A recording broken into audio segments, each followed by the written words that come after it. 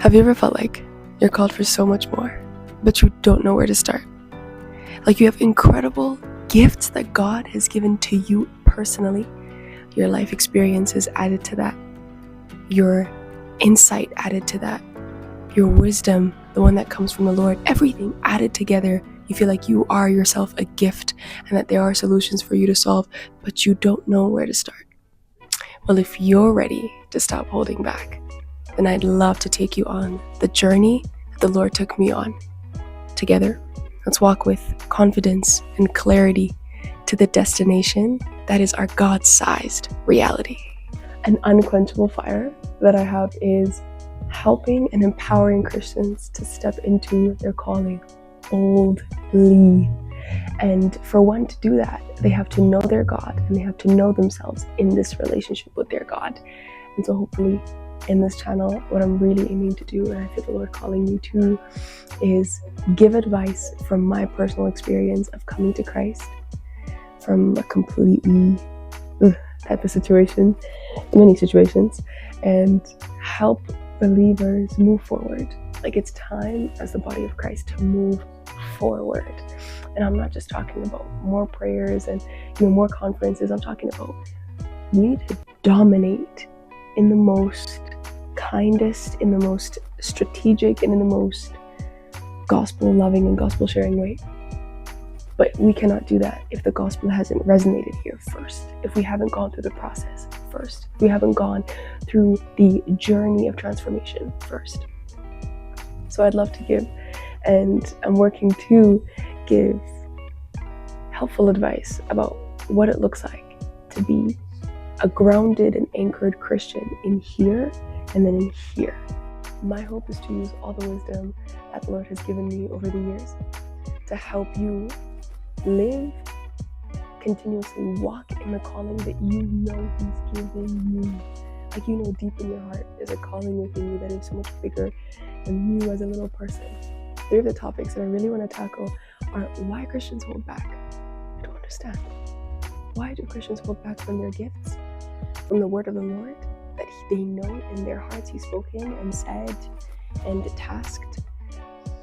At the same time, God's plan. So what is God's plan? Like who is this God? What's His plan?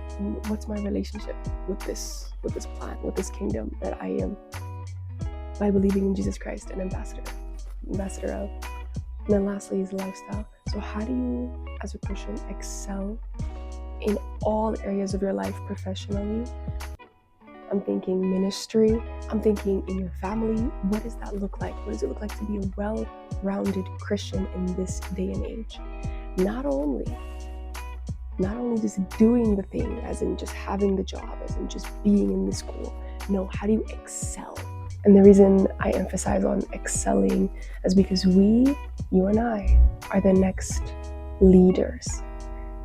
The next generation depends on us building and anchoring our lives on Jesus Christ, because we will lead them to the same outcome. And the last thing I want for us is whiplash when we realize that it's time to lead, but we haven't been prepping. That being said, I'll invite you to reflect on your gifts, reflect on your very presence on earth. Are you living a life worthy of your calling? We'll explore this more in detail, but I want you to know that you are called to a life of power, to a life of impact, and to a life of divine legacy.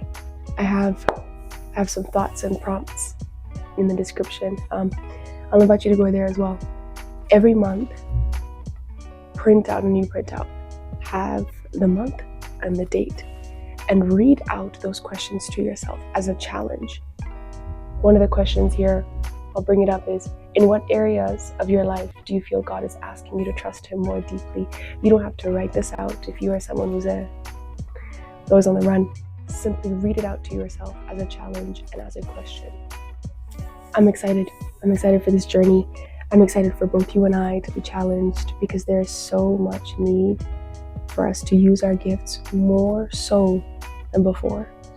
And if we could just lock in, and actually believe in what He said about us, believe in what He's put in our hearts. Oh my goodness, the problems we hear about today, would vanish. So I'm excited, and I hope you're challenged, and I hope you're encouraged. We'll talk more on Sunday.